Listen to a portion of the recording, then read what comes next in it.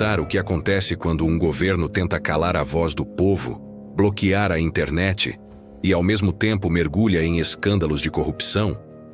Pois foi exatamente isso que aconteceu no Nepal, um pequeno país no coração dos Himalaias, que de repente se viu tomado por protestos violentos, jovens nas ruas e um governo literalmente em chamas. O primeiro-ministro, líder de um partido comunista, caiu em meio a denúncias explosivas, uma crise social sem precedentes e uma tentativa desastrosa de censurar as redes sociais.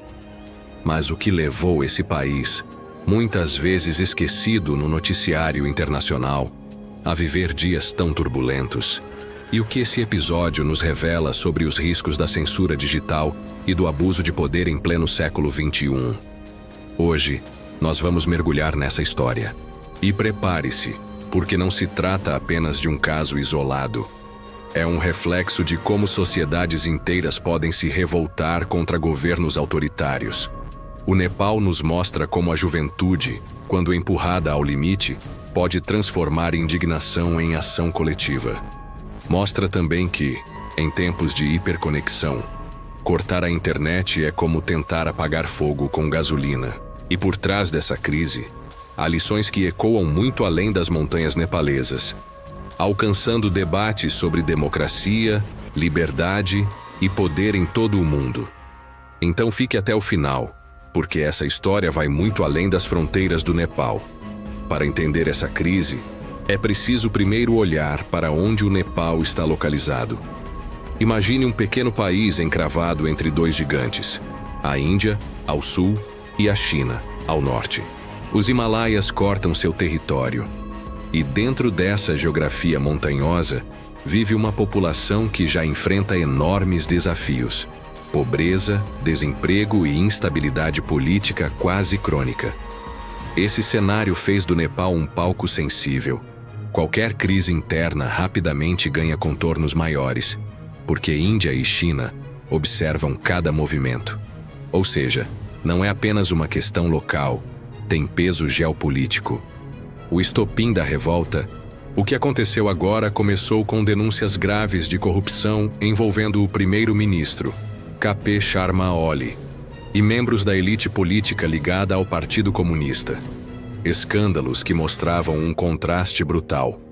De um lado, filhos de políticos, apelidados de Nepo Kids, exibindo carros de luxo, roupas de grife e viagens milionárias. De outro, uma população que em sua maioria vive abaixo da linha da pobreza. Esse abismo entre governantes e governados inflamou ainda mais os ânimos. E o dado que mais revoltou os jovens: o desemprego entre a juventude nepalesa alcança 21%. Um número assustador que empurra milhares a deixar o país em busca de oportunidades em outros lugares. A pergunta é inevitável: como acreditar num governo que prega a igualdade, mas vive no luxo enquanto seu povo mal consegue sobreviver? O erro fatal do governo, mas se a corrupção foi o estopim, a tentativa de censurar a internet foi a verdadeira fagulha que incendiou o país. O governo decidiu bloquear plataformas como Facebook, Instagram, WhatsApp, YouTube e até o X, antigo Twitter, alegando que precisava proteger a democracia e combater as chamadas fake news. Mas pense bem: como esperar que uma população já revoltada aceite calada ter suas vozes silenciadas, justamente no momento em que mais queria se expressar? O resultado foi imediato e explosivo. Protestos que começaram de forma pacífica se transformaram em confrontos abertos quando a polícia reagiu com brutalidade. E aqui está o detalhe mais chocante: nas ruas, as forças de segurança não se limitaram ao uso de gás lacrimogênio e balas de borracha. Em vários pontos do país, dispararam munição real contra civis. Pelo menos 19 pessoas morreram e centenas ficaram feridas. Esse número não foi apenas uma estatística, foi o símbolo de um governo que perdeu completamente o controle. Para muitos nepaleses, cada morte representava uma prova concreta de que o Estado já não governava em nome do povo, mas contra ele. O medo, que poderia paralisar, acabou dando lugar a uma fúria coletiva. Famílias enlutadas se juntaram às manifestações, e jovens que antes hesitavam passaram a ocupar as ruas em massa. Era como se a violência oficial tivesse acendido, de vez, um sentimento de revolta que ninguém mais poderia apagar. As ruas em chamas.